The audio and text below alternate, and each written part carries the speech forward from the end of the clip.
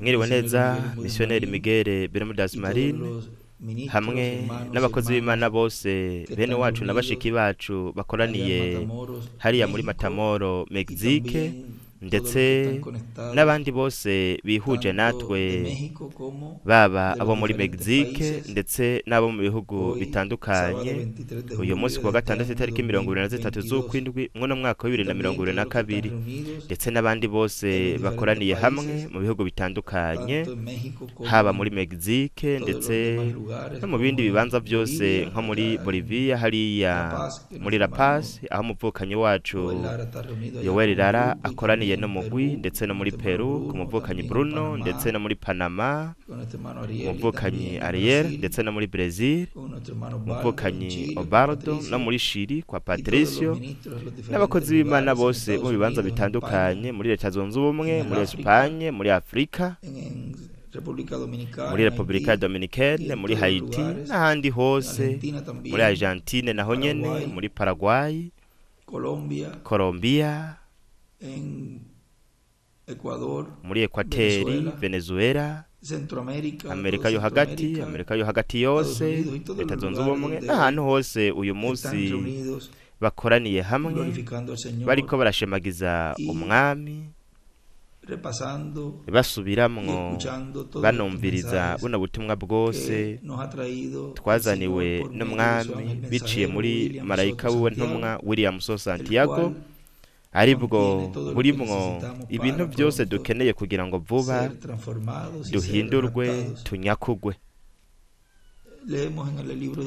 Dusome mu gitabo cy'ibyeshuro Yohana mu gice cya gatandatu umurongo wa 12 ukabandanya haravuga ngo kandi mbona amena icya gatandatu kimatanira ico gitabo isi iratigita cyane izuba ririrabura nk'igunira ry'ubwoya ukwezi kose guhinduka nk'amaraso inyeri zo kwijuru zikorokera hasi nk'uko umusukoni uzungagizwa n'igihuhuta ugahungurura insukoni zawo zitararunguriza ijuru ririzinga nk'umuzingo w'igitabo kizinzwe imisozi yose n'ibizinga byo mu kiyaga byose bikugwa ahantu havyo abami bo kwisi abami bo mwisi n'abaganwa n'abakuru babagabisha b'abasoda n'abatunzi n'abanyenkomezi n'abagurano bose n'abidegembya bose binyegeza mu masenga no mu bitandara byo ku misozi babarira imisozi n'ibitandara bati nimutugwe ko muduhisha inyonga z'ibyagiye kuri irya ntebe n'uburake bw'umwagazi w'intama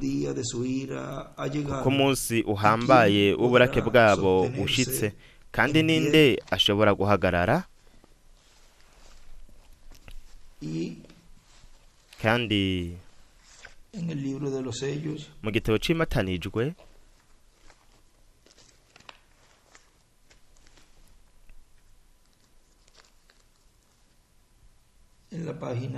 ku rupapuro rw'amajana 342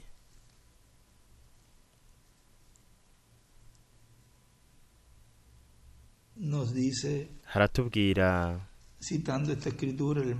ariko aravuga kuri iki canditswe umuvukanyi Branham ku murongo wa nyuma kuko umunsi uhambaye w'uburake bwabo ushitse kandi ninde ashobora guhagarara. Insobanuro batanze hano William ngaho yandika ngo umunsi w'umunani bingana umunsi wo kwihora. Iki nico kiza kuba icigwa c'iki kiyago tugiye kugira mu mirongo itandukanye tugiye kuba turiko turasoma nko mu murongo w'ubutumwa iyerekwa ry'insago canke ry'ihema bwavuze utariki 17 z'ukwindwi mu 1976 muri Pato Colombia yaravuze ngo biravugwa yuko abavuye mu murongo bariko baraba inyuma baraba hehe bariko baraba mu gihe cari caheze igihe ca Laodikia kandi biravugwa yuko bariko baraduga baraba munsi baraba muri Laodikia. Murabona nuko rero Imana gusa irashobora gukora igitangaza kugira ngo ibasubize mu murongo kugira ngo tugende nk'uko dutegerezwa kugenda mu gihe twagenewe hamwe no mu kiringo twagenewe. Mwibuke ibi muri ico gihe mu gihumbi amajana icenda mirongo irindwi na gatandatu ariho irya tariki ya 74 na 77, turabona yuko ubu muri kino gihe ari isubiramwo canke ukwisubiramwo kwa kariya gahe gato, ari nako hariya William yariko arazana ibi bintu byose abizanira ihanga ry'Imana. hariya hariko haratangura kujya kubisikanya kw'ibiringo, hari nako we yariko ahamagarira abantu kugira ngo ntibarabe inyuma, kugira ngo ntibarabe mu gihe ca Laodikiya, ariko ko bwari ubutumwa bwo kuduga mu gihe c'ibirekomeza ifuruka. Kandi kuba tuzi yuko imbere mu gihe c'ibirekomeza ifuruka ko natwe twamye duca muri zino ntambokondwe canke ibihendwi, arivyo byashushanijwe n'intambokondwe canke ibihendwi by'ishengero ry'abanyamahanga, twamye duca muri izo ntambokondwi imbere muri iki gihe nyene c'ibuye rikomeza ifuruka, ariyo irya mituragaro ndwi yavuze iyungikanya uwa mbere wa kabiri wa gatatu wa kane wa gatanu wa gatandatu w'indwi, ari nayo muvukanyi Branham mu gitabo c'imatanijwe mu kimatanije c'indwi yarabivuze. Hanyuma turaza kubirondera tubisome ahisubiramwo izo ntambokondwi ziyungikanya zikurikiranya, kandi abantu baba bariko barahamagarirwa kutaraba inyuma ngo barabe muri ivyo bihe vyaheze, ibihe vyaheze haba mu bihendwi vy'ishengero, ibihe vya zirya ntumwa, ndetse n'imbere mu gihe c'ibirekomeza ifuruka, kugira ngo ntiturabe muri ivyo bihe vyamaze guhera. Kuko igihe Branham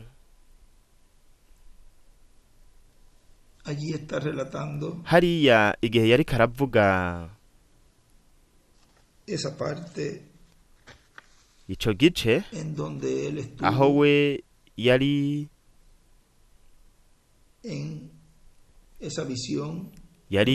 muri rirya yerekwa, abona iyerekwa ry'umugeni, wewe ntiyari ngaha. Ni ukuvuga ko yari ari mu buringanire bwa gatandatu, ari hariya rero yari kararaba ivyari biriko biraba biba muri iki gihe cacu. Mu butumwa igikorwa nyamukuru aratubwira ku rupapuro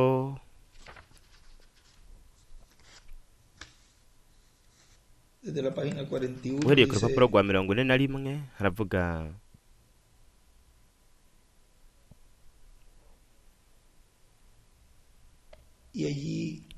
nuko uko niko yari karagenda, kandi we yari karirimba ino ndirimbo ya twist na rock and roll ya Rotolerse, canke nkuko mwebwe muzita, bamanuka baririmba bariko baragenda. Navuga nti iryo niryo shengero nari mpagaze ngaho ndikondirira mu mutima, kandi ubwo bupfumu canke ubwo burofa kuri jewe sikindi kintu kw'isi, ariko ni ya nama nkuru y'amadini yariko irabarongora ibacisha muri iyo nzira bariko baracamwo, baciye bakatira ibumoso, nuko bose baca barangirira muri ako kajagari, aca yandika ngo ibumoso, ishengero ibumoso ishengero, niko hejuru yanditse. Ariko babandanya baririmba uwo muziki bapfutse urwamo, mu by'ukuri ibintu by'akajagari, bagenda bizungagiza baja ku ruhande rumwe n'urundi, nuko bagenda nk'uko bitwara nk'uko bariko baragenda. Naciye ntangura kujondamika umutwe, arambwira ati rindira umugeni ategerezwa kugaruka. Nararavye rero naciye ndamubona agarutse, kandi ariko aragenda yaciye acapa ibuye igihe c'ibirekomeza ifuruka, yaciye acapa igice co hasi hamwe n'ibuye rikomeza ifuruka hejuru araricapa, hamwe n'akarongo kava ngaho aho Branham yanditse ngo umugeni ategerezwa kugaruka, aho niho hava ako karongo kerekeza mu gihe cy'ibiriko z'ifuruka. Baragiye abadamu bafite ishusho nziza cyane y'igikundiro, nariko ndabitegereza igihe bariko baragenda. Nararavye acandika ku ruhande ngo umugeni aza harangiye ibihe by'icengero. Nararavye ko umwe wese muri bo yari yambaye ugutandukanye. Umwe wo mu gice cy'inyuma yari afise umushatsi muremure ugera mu mugongo kandi yari yawuzingazinze, kumbure yari umudagekazi, ibintu nk'ivyo. Naramwitegereje rero, hanyuma mu gihe bari batanguye kugenda, 2 canke 3 muri bo mu gice cy'inyuma bameze nk'abava mu murongo. Naringiye gusemerera rero, bariko baragerageza kugaruka mu ntambuko, bagerageza kugaruka mu murongo. Narababonye neza, hanyuma iryo yerekwa rica rirahera, bica birahinduka imbere yanje. Acandika ngo 2 canke 3 bavuye mu murongo berekeza iburyo. Acandika ngo kumbure hagati y'utuzitizo, acandika ngo kumbure mu Budagi no mu Burayi.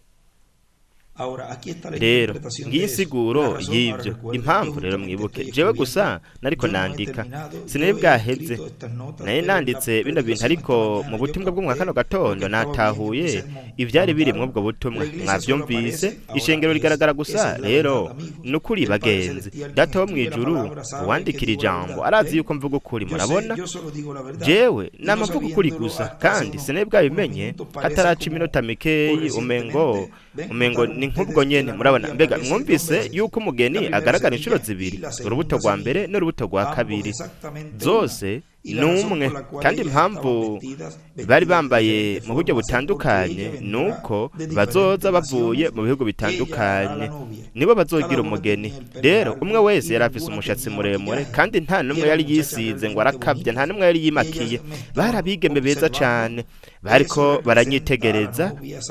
Abo bashushanya umugeni avuye mu bihugu byose. Murabona, bobo umwe wese yari ahagarariye, yari ashushanyije igihugu, mu gihe bariko baragenda neza bari ku murongo w'ijambo.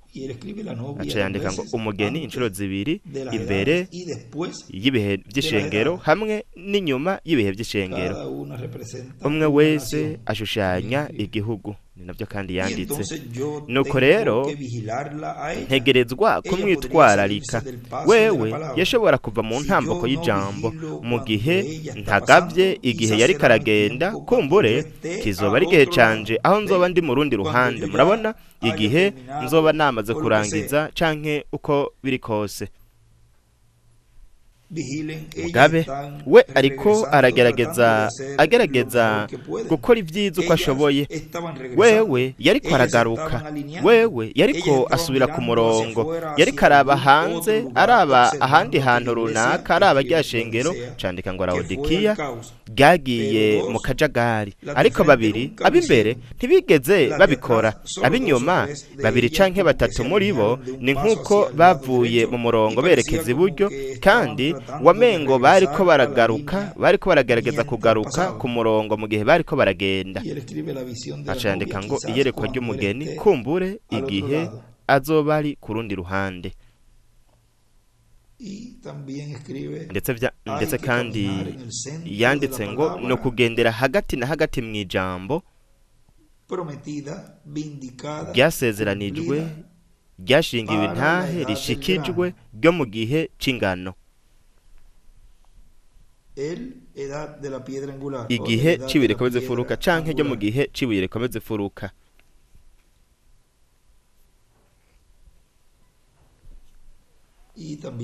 Ndetse kandi hagati na hagati yanditse ngo muri ako kanya.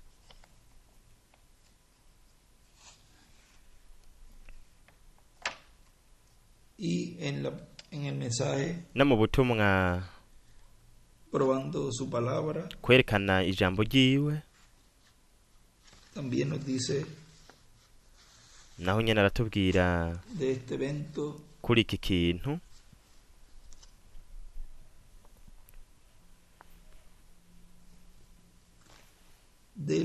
iki kintu c'umugeni ava mu murongo ku rupapuro rwa 25 aravuga ngo rero murabe igihe aje kurokora abana ba Isirayeli mbega nikakora bya bindi nyene arongeka umuvugishwa wiwe umuvugishwa arafise ijambo ibimenyetso n'utwumiza by'ijambo byasezeranwa bundi busha ko ari neza neza ukuri Isirayeli yaragiye mu gihugu c'isezerano kuko yamwizeye kandi urugendo rwo mu bugaragwa barakekeranije aho yandika ngo umugeni avuye mu murongo mu rugendo rwo mu bugaragwa barakekeranije kuri uwo muvugishwa nyuma yo kubona ijambo rishingiwe intahe umugeni yavuye mu murongo mwebwe murazi ibyo ndiko ndavuga ibyo ari byo iryo yerekwa murarizi bavuye mu murongo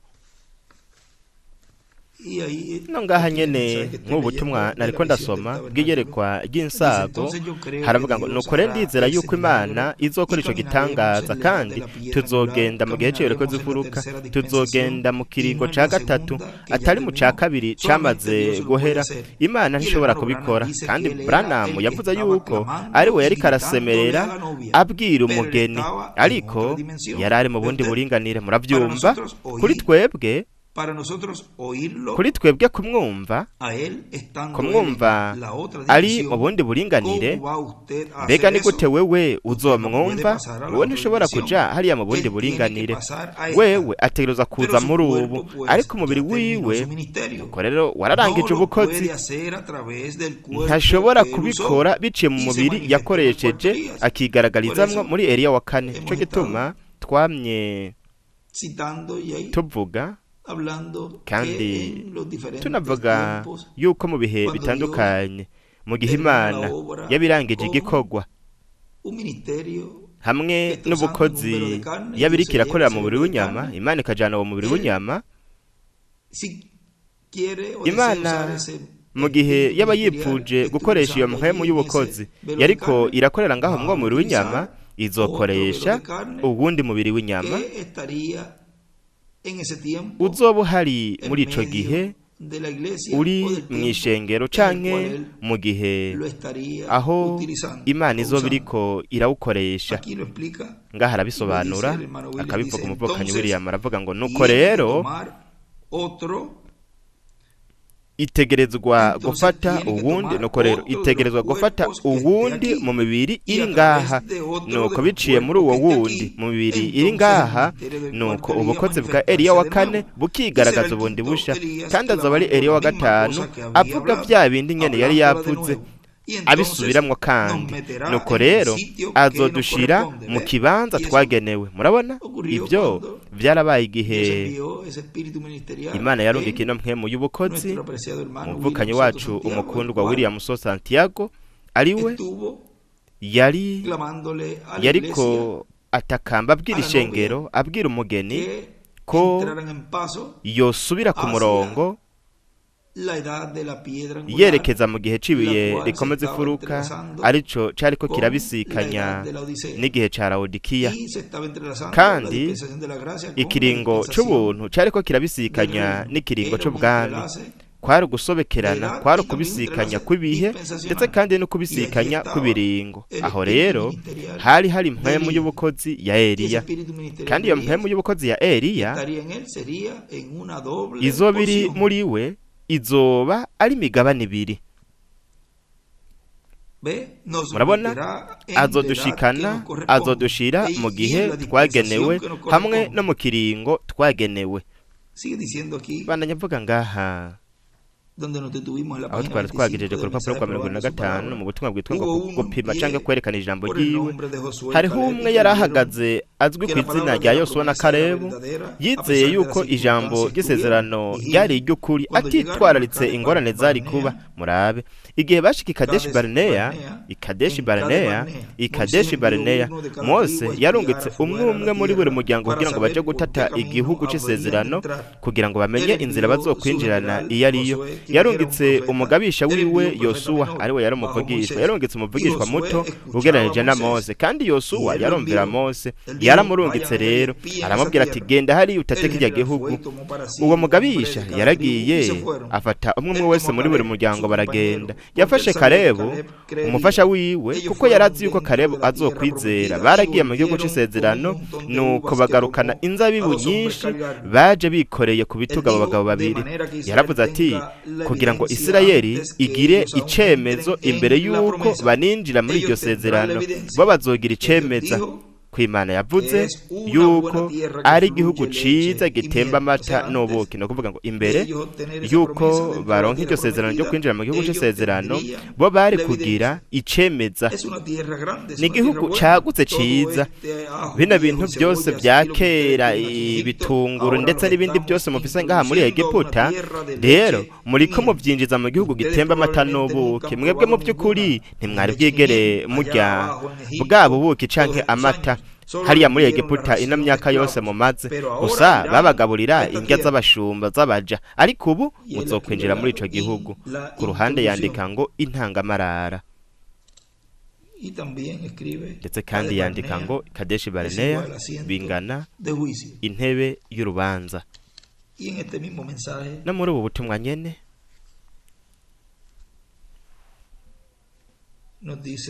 turabwirwa,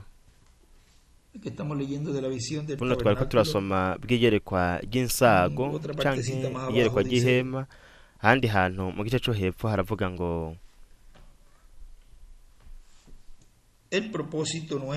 ihangiro ryacu muri bino bikorane ibyo tuzogirira mu ihema, twarumvise yuko bizoba iby'umugisha, iby'inyungu ku ihanga ry'umwami, kuko twese muri Puerto Rico tuzoshobora kuba turi hamwe. Nuko bityo ibintu byose Imana yagiye iraduha muri no myaka 2 irenga gato, ibintu byose Imana yagiye iratwereka, nuko rero bizovugwa. Mwumva ingene kino gihe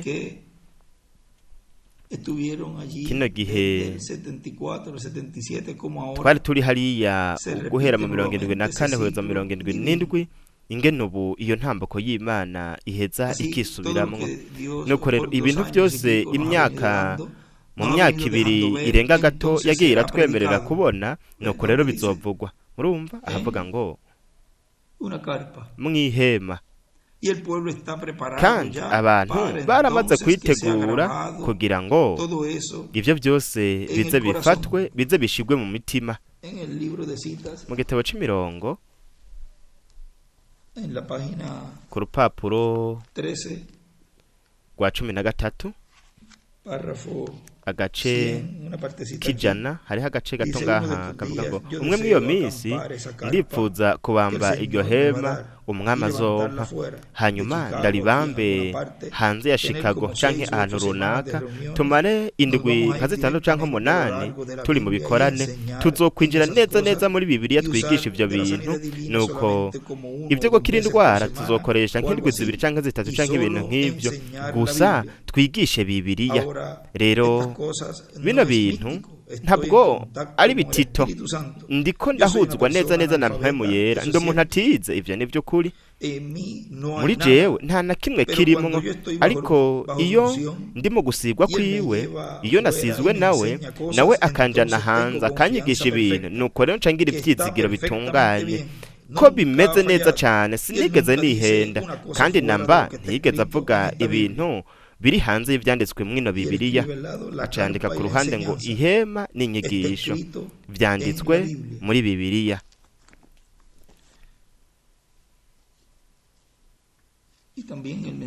Ndetse no mu butumwa Imana y'iki gihe kigoramye, ku rupapuro rwa 4 haratubwira rero mu gukora ivyo naje ngaha mfise impamvu yo kwigisha ibyago vya nyuma ndwi, hamwe n'inzamba za nyuma ndwi, hamwe n'imituragaro ya nyuma ndwi yo mu gitabo cy'ivyashuro Yohana.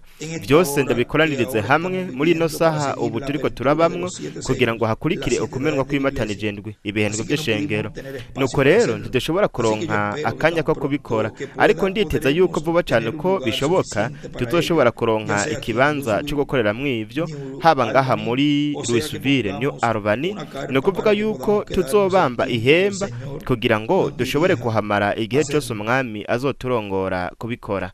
Y él escribe yandika en la ngo carpa mu ihema la enseñanza, inyigisho, las copas, las trompetas inzabya, y los inzamba últimos hamwe 7 truenos. n'imituragaro ya nyuma ndwi.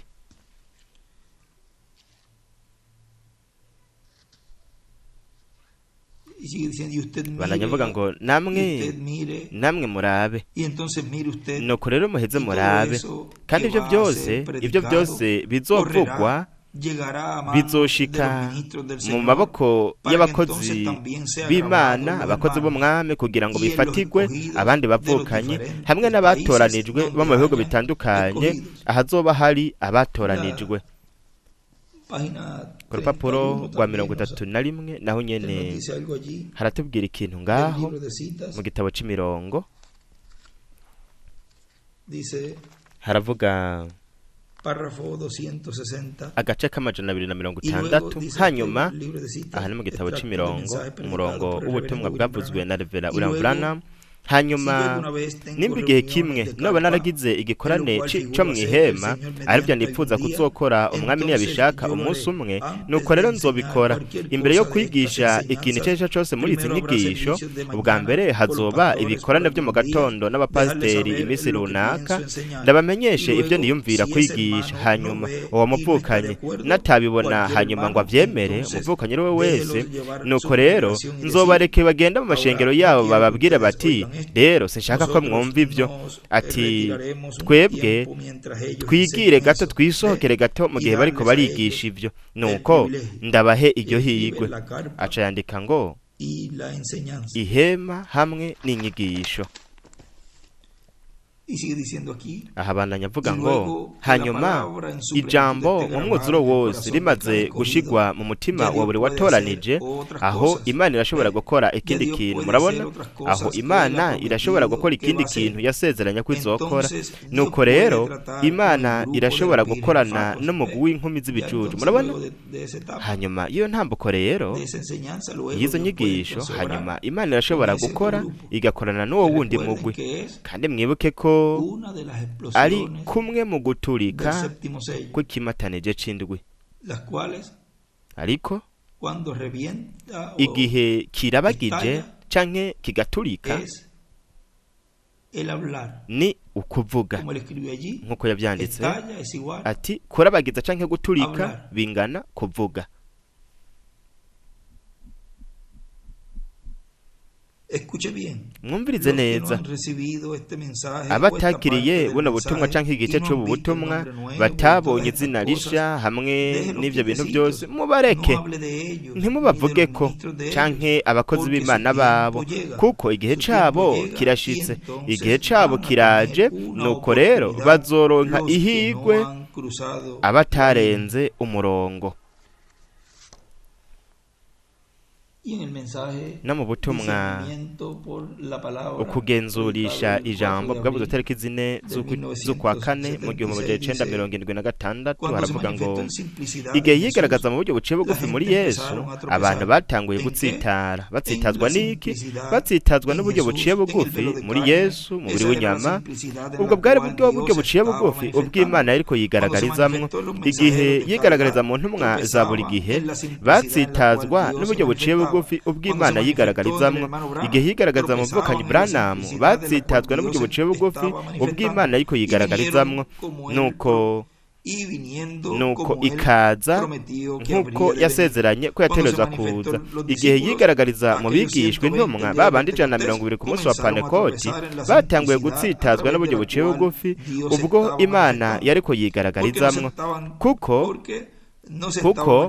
itariko yigaragaza biciye mu gukomera kw'abafarisayo n'abasadukayo, abakozi b'Imana bahambaye, ndetse biciye no muri Kayifa, umukuru w'idini ry'ico gihe, ariko yariko yigaragaza biciye mu barovyi baciye bugufi, abantu baciye bugufi cane, abantu boroheje cane. Kandi biciye muri abo bantu baciye bugufi, muri uko kwicisha bugufi, Imana yariko yigaragaza mu buryo bw'igitangaza, uburyo bukomeye cane. Abantu baca batanguza gutsitazwa n'umubiri w'inyama uw'Imana ariko yihishamwo kandi yigaragarizamwo. Ibyo byose byari byarasezeranywe yuko Imana izobikora, ariko yabikoze mu buryo runaka, mu buryo bworoshe cyane, kugeza ubwo abahanga n'abanyabwenge batashoboye kubibona. Ntibashoboye kubona Imana yigaragaje biciye mu buryo buciye bugufi. Na muri iki gihe Imana iri hagati mu ihanga ryayo mu buryo bw'ijambo, mu buryo bw'ubutumwa, mu buryo bw'inyigisho, kandi ni bake nibo bazoshobora kubona Imana yigaragaje muri iki gihe cya nyuma icyo turiko turabamwo. Abenshi baziyumvira bavuge bati izi ni inyigisho za naka na naka, naka na naka, ariko ntibazotahura yuko ari inyigisho z'Imana, ntibazotahura yuko ari wa mwami ubwiwe mu buryo bw'ijambo, mu buryo bw'ubutumwa, ariko aragenzura ibintu byose byamaze guhishurwa, abigenzura ariko arabimenyekanisha, yigisha ihanga ry'umwami, ndetse kandi anagenzura byose, ibintu byose byahishuwe. Ubu nico gihe c'uko bimenyekana, bivugwa, no kuvuga ngo bitahurwa. Ku rupapuro rwa 94 mu gitabo c'imirongo, agace k'amajana 809 haravuga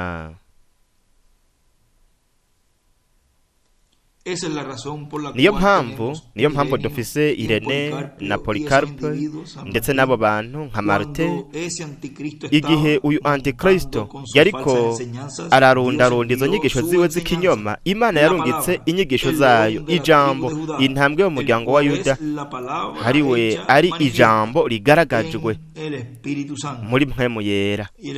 Aho yandika ngo inyigisho, intambwe ya Yuda.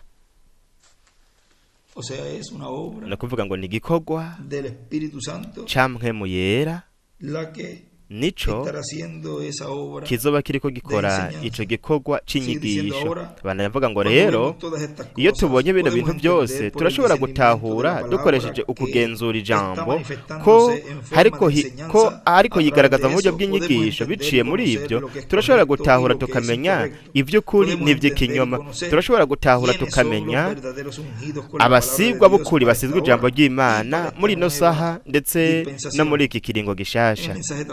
No mu butumwa kandi igihe c'ubucunguzi bwavuze tariki 4 z'ukwicenda mu 1977 yaravuze ngo mbega niki bazoshobora kuvuga kuri runo runganwe, kuri ino si uyu munsi rikirashika ku iherezo.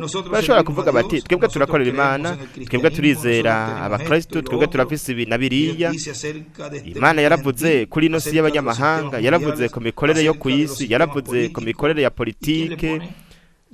Mbega none niki giheraheza ivyo byose? Ni ikimatanije c'indwi ku bijanye n'imikorere ya politike, amadini, imitungo ndetse n'inyigisho. Mwebwe murabaso wa mugwanizi, kandi ibikorwa byaso nivyo muriko murakora. Ivyo nivyo Imana ivuze muri ino saha, kuri ino si y'abanyamahanga, n'ino si y'abanyamahanga ndetse n'aba bantu bo mu mahanga. Nta kubasigasiga, ni jambo rikomeye rigoye, ariko nukuri muri buno butumwa Imana y'iki gihe kigoramye ku rupapuro rwa 42 haratubwira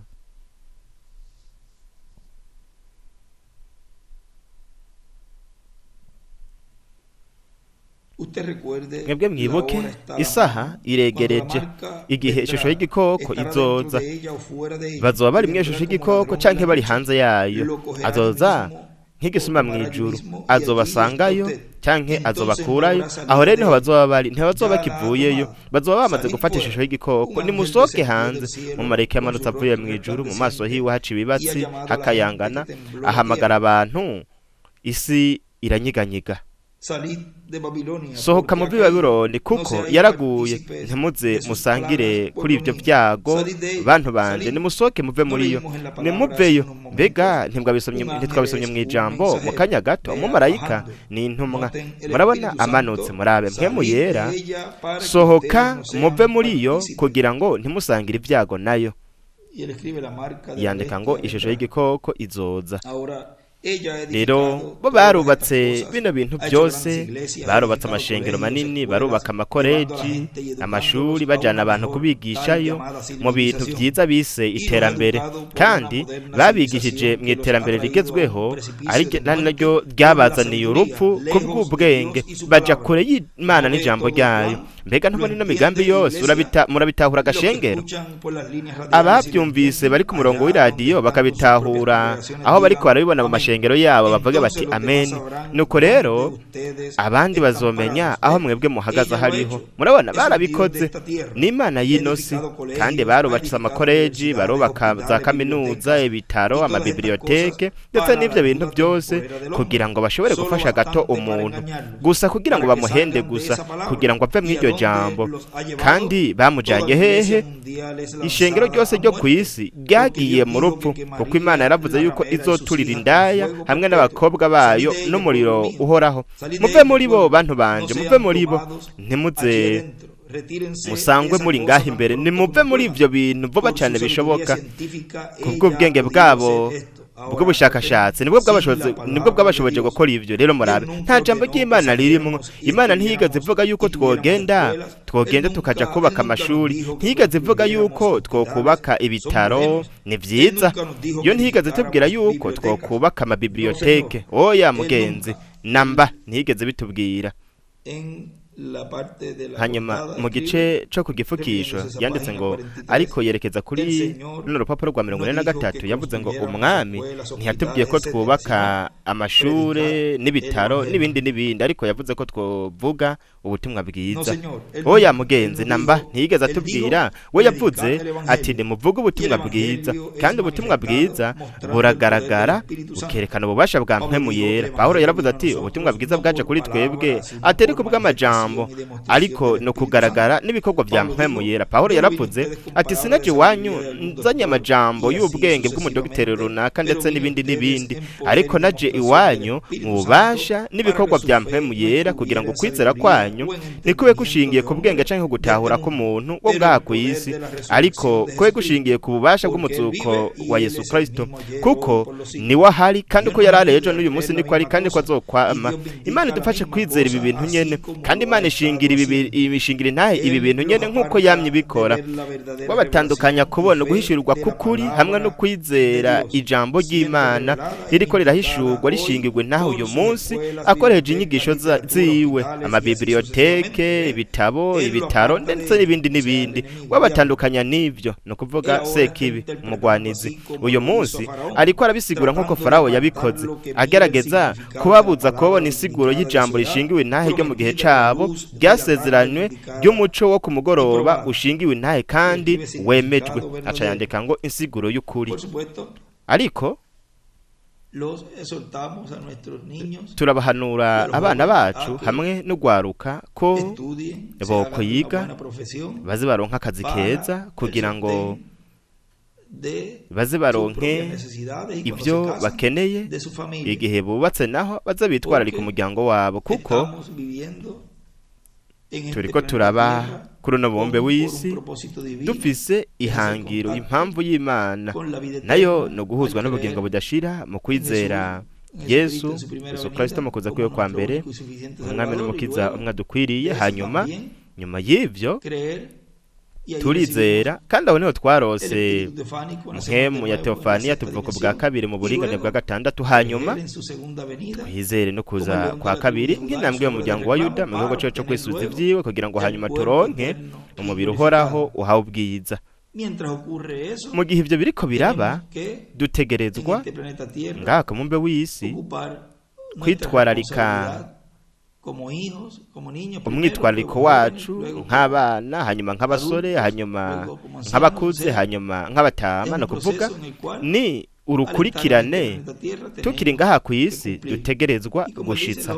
Kandi nk'uko yavuze ngo ibitaro ni vyiza n'amashure, naho nyene dutegerezwa kwiga kugira ngo hanyuma tuze turonke buno bumenyi, haba arakazi canke urugero runaka, kugira ngo umwe wese muri twebwe turonke uko tubaho, ndetse twitwararike n'imiryango yacu. Ariko icambere canke ikintu Yesu yavuze ko ari ukujana ubutumwa bwiza. Bandanya avuga mu kindi gice ku rundi rupapuro, bandanya avuga ngo hariho agace kari ngaha havuga ngo murabe, agerageza kubazibira kugira ngo ntibabone insiguro y'ukuri y'ijambo. Murabe we ariko arabisiguro avuga ati ibi bishatse kuvuga ibi. Imana yaravuze ati ndasezeranye yuko mu minsi ya nyuma nzorungika maraki 4. Ibyo ntibikeneye kubisigura, we yarabikoze.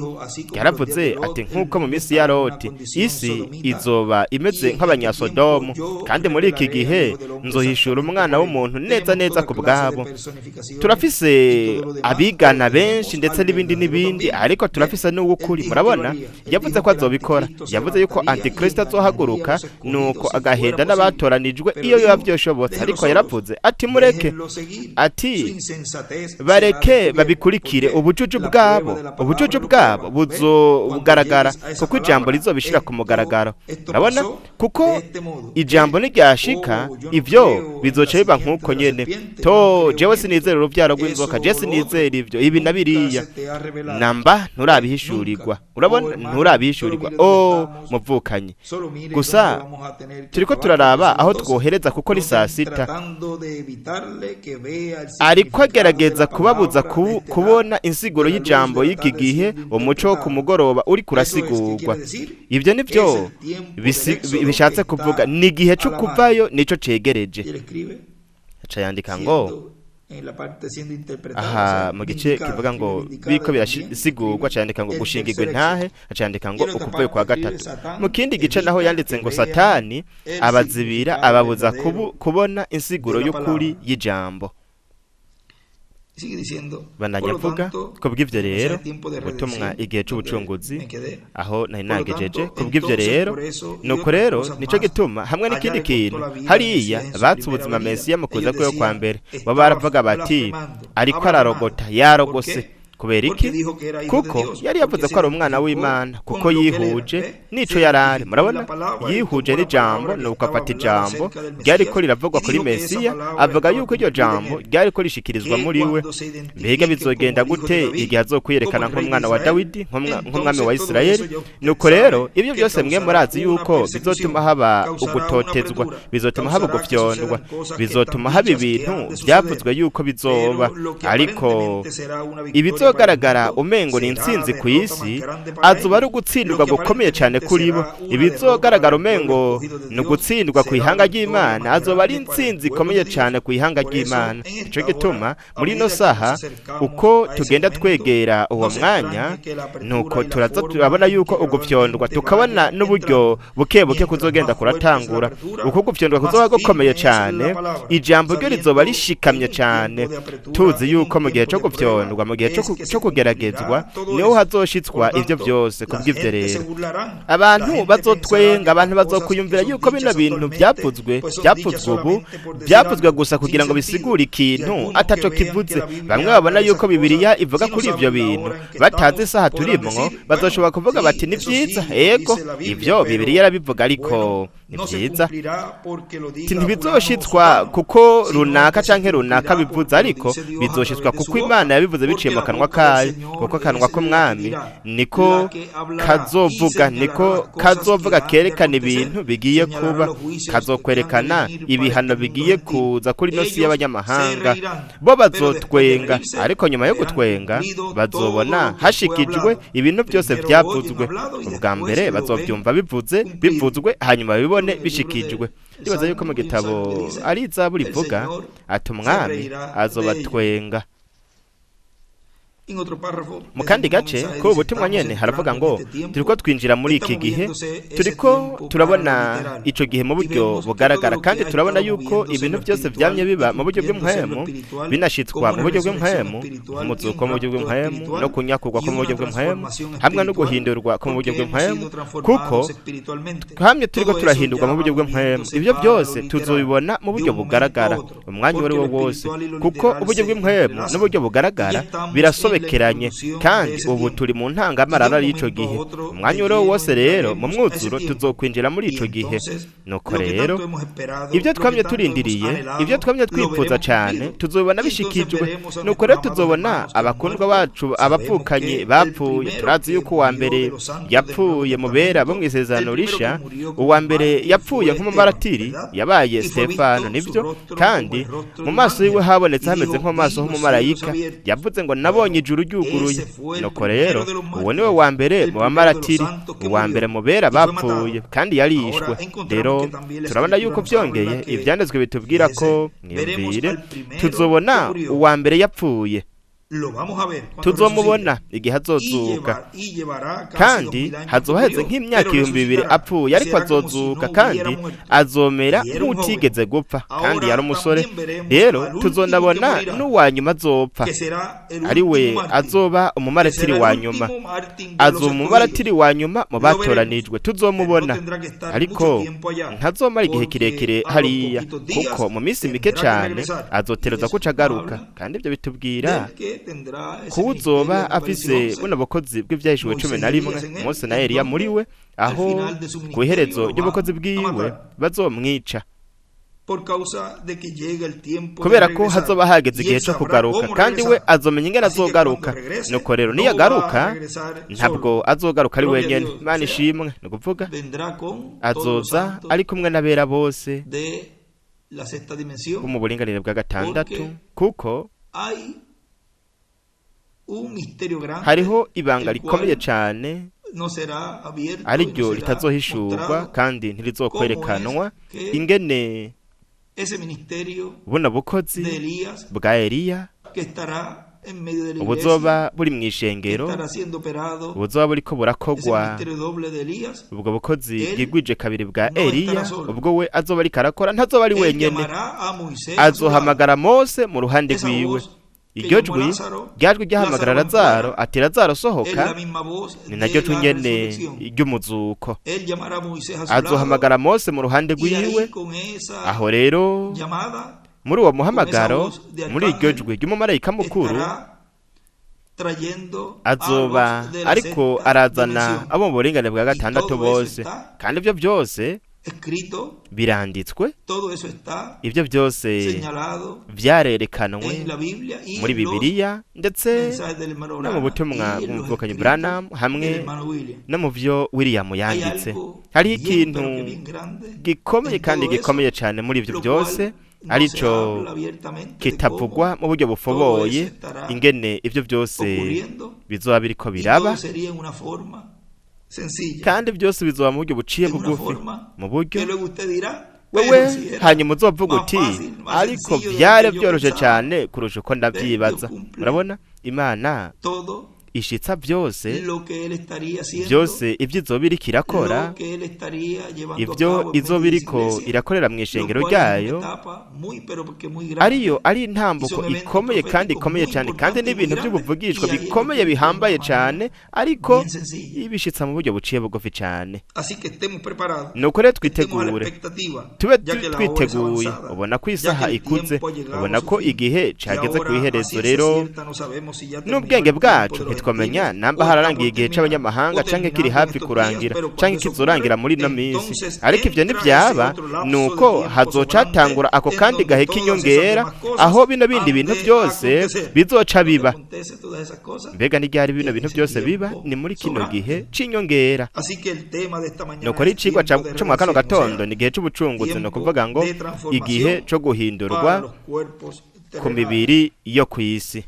No mu butumwa umuco hejuru mu gasongero k'umusozi wa Siyoni bwavuze tariki 21 zo kwa mbere mu 1985 ngaha muri Kayeye, aravuga ngo nkuko byabaye mu minsi ya Yesu, abakozi b'Imana bose b'ico gihe bari bahamagariwe kugira iki? Bari bahamagariwe guhamagarira abantu mu butumwa bw'umwami Yesu, bakavuga bati wa muntu n'uyu intumwa, kandi we afise ubutumwa bwa Mesiya muri iki gihe, kandi byo ariko aravuga no kuri, kandi mpemu iri kuri we ni mpwemu w'Imana, ariko bavuga yuko yari Yezebeli.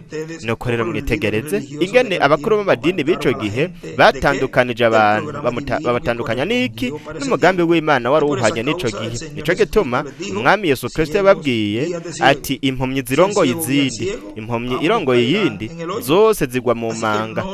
Nuko rero ntiyabafashe neza, ntiyabavuze ko neza. Uyu munsi turiko turabafata neza cyane kurusha uko umwami Yesu Kristo we yabafashe. Tuzobona imbere gato ingene Imana izobafata biciye mu butumwa bwayo mu ijambo rihuye n'iki gihe cacu. Ubona ko hagiye kuza igihe ubw'Imana izobibabaza nk'uko ivyanditswe bivuga. Kandi namba mu gihe ca Mose abahagurutse bagwanya Mose, bagwanya ijambo Mose, kubw'ijambo Mose yari yavuze, ariko Imana yarishize mu kanwa kayo, isi yarasamye irabamira. Mu gihe ca Eliya abari baje kumugwanya kugira ngo bamujane mu nzu y'imbohe, yaravuze ati hamanuka umuriro uve mu ijuru, kandi umuriro waramanutse uva mu ijuru ubaturira bose. Hanyuma abavugishwa b'ibinyoma bariko batandukanya abantu babakura ku butumwa bwari buhuye n'ico gihe. Hanyuma Eliya mu ijambo ry'Imana yabahamagariye kugahinyuza. Bamaze kunanirwa nako gahinyuza, baciye batakaza n'ubuzima. Mu gitabo c'imirongo urupapuro agace k'amajana 772 haravuga ku rupapuro rwa 90. Ni vyiza cyane, ni mu murongo w'ubutumwa ikimatane ca kabiri. Ni vyiza cyane uyagendera ku ifarasi hamwe n'abantu bose bo mu bwami bwiwe bishwe mu bihe bitandukanye, bazanye n'amaraso yose b'amaratiri. Amaraso bose bazokwicwa n'inkota Yesu Kristo niyo yagaruka. Abicishije inkota nabo bazokwicishwa inkota. Bo bafashe inkota zanemeye n'imigenzo na Antikristo, nuko baraheza bica abasenga b'ukuri mu bihe bitandukanye, amamiliyoni n'amamiliyoni. Kristo niyaza n'inkota yiwe, kuko iyo nkota ni jambo ryiwe riva mu kanwa kiwe. We azokwica ikintu cose bano bantu, wazokwica ikintu cose kiri imbere yiwe. Muravyizera? Reka tugiye kugenda umunota umwe gusa. Vyahishuwe 19:11 mu gice ca kane co mu Baheburayo haravuga ngo ijambo ry'Imana rikarije cyane kurusha inkota ya mugabiri, ririnjira no mu sukoro w'igufa. Mbega ni ikihe kindi kintu ijambo rikora? Riragenzura ivyiyumviro biri mu mutima. Navuze nti ca kintu nyene cazanye uguhungabanya canke kikazana inyigisho z'ikinyoma, iryo jambo rizoza rihagurukana ububasha rivuye mu kanwa ka Yesu Kristo, kandi rizokwica ivyo bintu byose biri imbere yiwe. Amen. Ikimatanije ca kabiri ngico acandika ngo ikimatanije ca kabiri ni ijambo ryica anti-parole canke ikigwanya ijambo, candika ngo inkota bingana ijambo, ndetse kandi yandika ngo inyigisho. Bandanya avuga umuvukanyi wacu William, mwibuke ko aje mu kuza kwiwe kwa kabiri afise inkota ikarishe ya mugabiri kugira ngo ahonye amahanga. Kandi ntazoba ari inkota isanzwe canke ikintu kimwe gisanzwe nk'uko Eliya yari abifise mu gihe caheze, ariko azoba ari inkota, ariko azoba ari jambo. Kandi hamwe n'ijambo hazoza igihe ubwo ibintu byinshi bizoba imigisha kuri bamwe hamwe n'ibihano ku bandi. Ivyo bizoba mu gihe runaka, muco dusanzwe tuzi nko gupyondwa. Muri ico gihe cyo gupyondwa bazogerageza gupyonda umugambi w'Imana, ariko nk'uko tubivuga, reka tuzuraba uzopyondwa cyane. Ugupyondwa bazogirira batoranijwe kuzoba guto cyane ugereranije no gupyondwa kuzoca kubaza ko nk'ibihano vy'Imana ku mahanga yose. Ubwami bw'abanyamahanga bizoba bikomeye cyane nk'uko bitigeze kuba. Kugira ngo asozere uko gupyonda kuzoza ku bwami bw'abanyamahanga, umwami mu ijambo ryiwe rivuzwe azovuga ivyo bihano mu gihe c'ibireko bizifuruka. Azovuga kandi n'imigisha ku batoranijwe kugira ngo bashobore kuyironka. Abatoranijwe bavuye mu mubiri muri kahise bashobore kuronka umuzuko, bashobore kugaruka ngaha ku isi. Abatoranijwe nabo bazima bashobore kuronka uguhindurwa kw'imibiri yabo, bashobore kuronka uguhindurwa kw'imibiri yabo. Ariko ku bwami bw'abanyamahanga b'abanyamahanga kimwe gusa casezeranwe ni ibihano biva mu kanwa k'Imana. Nico gituma aje afise inkota iva mu kanwa kiwe kugira ngo ayikubitishe amahanga yose. Aje afise ubutumwa, afise ijambo rihuye n'igihe cacu, afise ubutumwa bw'ijwi ry'inzamba, afise ubutumwa bw'inzamba y'umwaka wa yubile, afise ubutumwa bw'inzamba ya nyuma. Ubwo nibwo butumwa buva mu kanwa kiwe. Iyo niyo nkota ya mugabiri, ari nayo azokubitisha amahanga yose, abami bose b'abanyamahanga, ubwami bwose bwo mu mahanga bugizwe n'ibihugu byose byo mu mahanga. Hamwe n'icavuzwe mu butumwa bw'ijwi ry'inzamba, haje ibihano by'Imana ku mahanga yose. Ubu mu buryo bugaragara womengo nta na kimwe kiriko kiraba. Abantu ntibazi ibiriko biraba mu mugambi w'Imana, kuko hariko haba biriko bibera mu gihe cy'ibiriko zifuruka, biriko bibera kandi mu kiringo gishasha, ikiringo c'ubwami.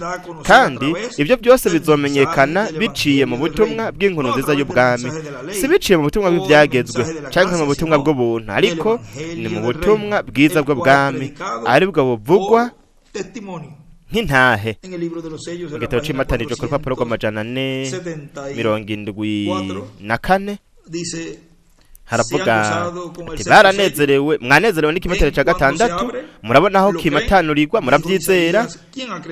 Yesaya yaravuze ngo ninde yumvise inkuru zacu, kandi ukuboko k'Uhoraho kwahishuriwe nde? We namba wizera inkuru zacu, nuko rero uzohishurirwa ukuboko k'Uhoraho. Ni ukuvuga ngo uzohishurirwa ijambo ry'Imana. Yandika ngo ukuboko k'Uhoraho bingana ijambo.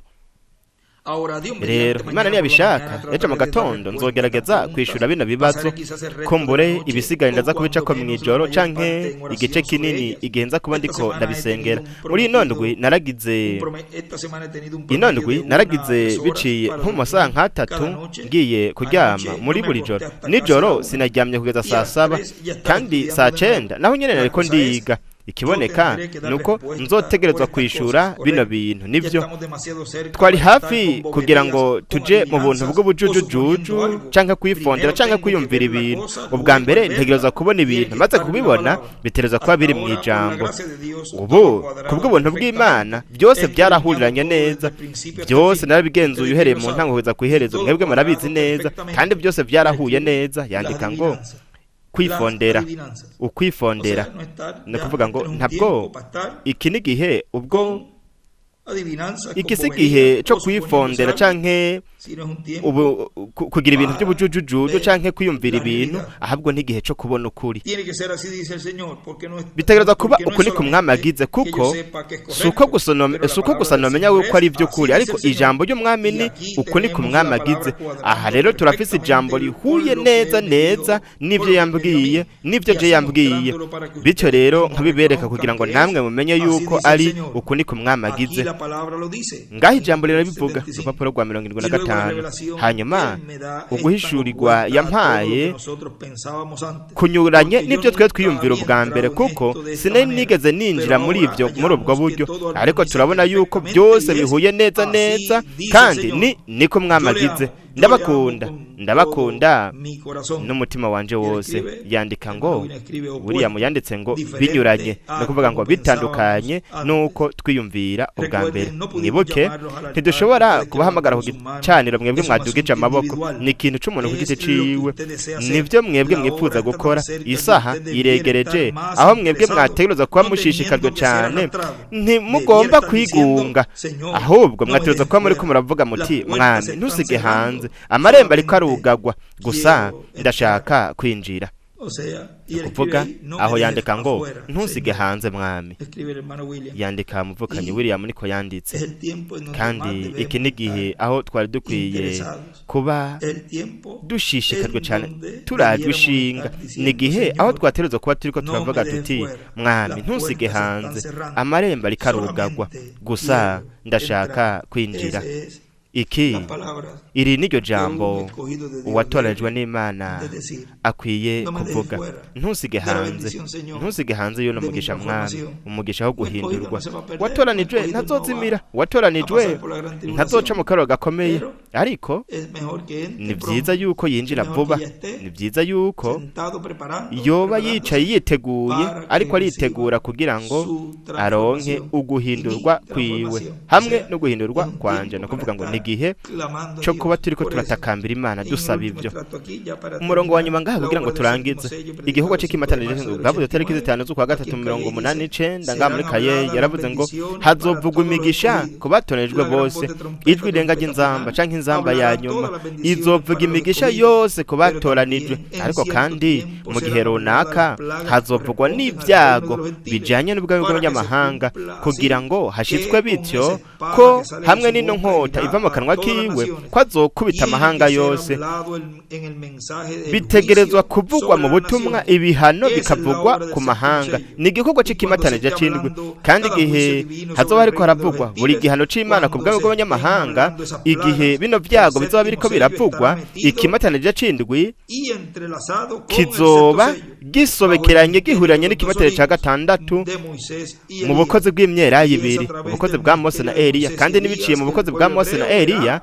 niho lo abaheburayo que ellos bazobona por miles de ivyo años bo han estado ibihumbi esperando. n'ibihumbi vy'imyaka Así bamye será barindiriye. que ellos verán Nuko la niko rero bo segunda bazobona venida del ukuza Señor. kwa kabiri Así ko que mwami. estamos Nuko rero viviendo un turiko tiempo turaba mu victorioso, gihe c'ubwiza un tiempo cane, maravilloso. mu gihe Estamos c'ubwiza viviendo cane en el gikomeye tiempo cane, de la turiko obra turaba mu gihe del séptimo sello. c'ikimatanije c'indwi, mu gihe c'igikorwa c'ikimatanije c'indwi.